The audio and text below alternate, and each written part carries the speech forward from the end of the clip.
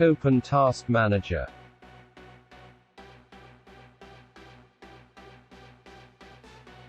Close all Battle.net services.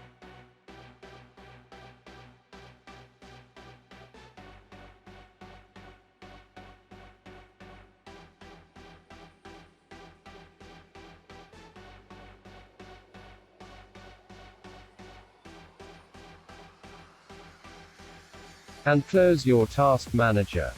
And press Windows plus R button.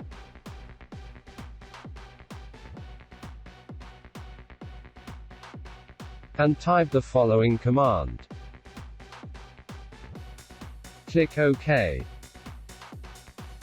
And find Battle.net and Blizzard Entertainment folder. Delete 2 folder.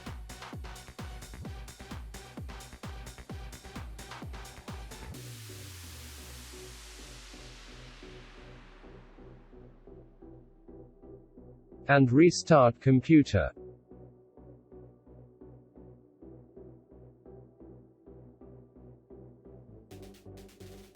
Problem solved.